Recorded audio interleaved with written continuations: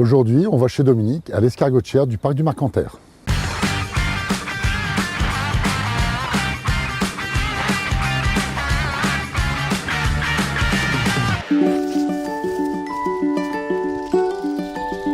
Bonjour, enchanté. Bonjour Dominique, bienvenue à l'escargotière. Alors ici, qu'est-ce que c'est Alors bon, ici c'est l'escargotière. Là, ce petit parc-là, en ce moment j'ai des escargots. Pourquoi j'ai ce petit parc? C'est parce que c'est une ferme pédagogique et dedans il y a différents escargots qu'on trouve dans la nature. Ce qu'on appelait quand on était gamin, le fameux escargot de Bourgogne, qui était plus gros. C'est celui-là. C'est l'escargot de Bourgogne, ça. Ok. Alors, il n'est pas de Bourgogne parce qu'il y en a partout, même aux États-Unis. Bien sûr, mais c'était le nom qu'on lui donnait. C'est ça. Et c'est un très bel escargot, mais au niveau gastronomie, ça vaut pas grand-chose. C'est pas le meilleur. Ah non, le meilleur c'est le gris. Qu'est-ce qui fait, petite question, on se lève un matin, on est passionné d'escargot et on se dit on se lance l'aventure? J'étais un petit peu stressé dans ma vie.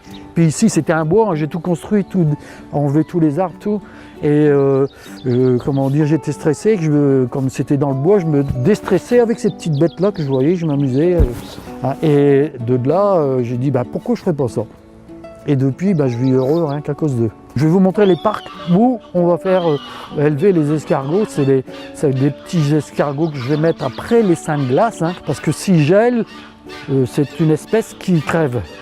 Donc on veut absolument réussir. Donc on les met après les seins de glace. Alors pour l'instant, les parcs, il n'y a que de la végétation qui commence à pousser. Mais je vais vous expliquer malgré tout comment ça se passe et vous verrez aller. Eh ben je vous suis. Donc les bâches, c'est pour qu'ils se collent dessus, pour dormir la journée. Et les planches, c'est là qu'on les nourrit. Parce qu'avec la végétation qu'il y a, en réalité, il n'y a pas assez de nourriture. Et on met de la nourriture supplémentaire, c'est des céréales. L'escargot, il va manger les fleurs, il va manger du blé, il va manger tout, il mange de tout, l'escargot. Si ça a une odeur, si ça n'a pas d'odeur, il ne mange pas. Il n'est pas carnivore. Il y a des escargots, il y a une espèce d'escargot carnivore. Et là, vous mettez 20 000 escargots sur une travée? Sur une table comme ça, enfin moi j'appelle ça un parc, c'est sur des parcs. Là-dessus, il y a 20 000, en tout, il y en aura 250 000 cette année. Ah d'accord. Mais on ne récolte pas 250 000. Il y a une forte perte. Pourquoi? C'est l'animal qui est comme ça, il faut compter à peu près 50% de perte, même dans la nature. Ça meurt?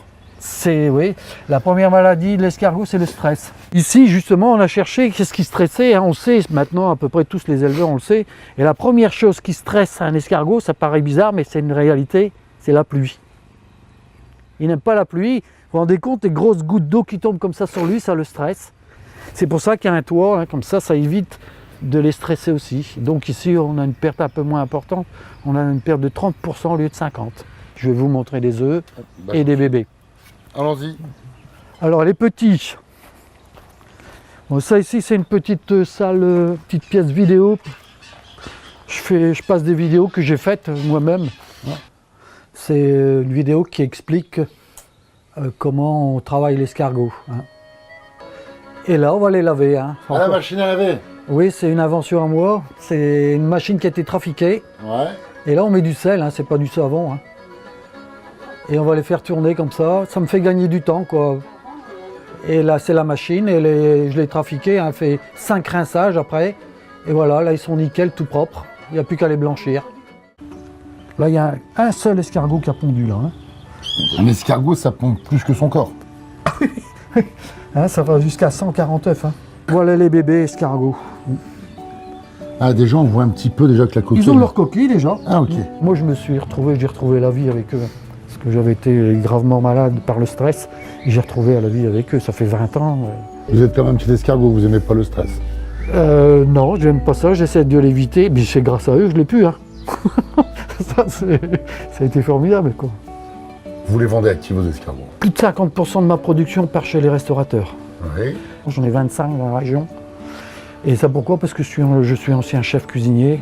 Quand on était gamin, souvent la grand-mère, elle ramassait les escargots dans la nature, Oui.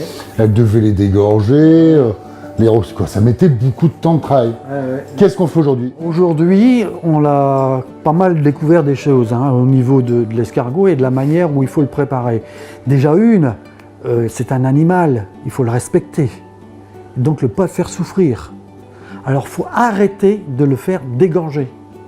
On part d'un principe maintenant, plus de sel, Maintenant, on prend nos escargots, on fait le ramassage, ici c'est septembre-octobre, et on les met dans des filets, on les suspend, on les fait sécher à l'ombre, mais pas d'humidité, et au bout de 20 jours, ils se sont endormis, ils sont en léthargie.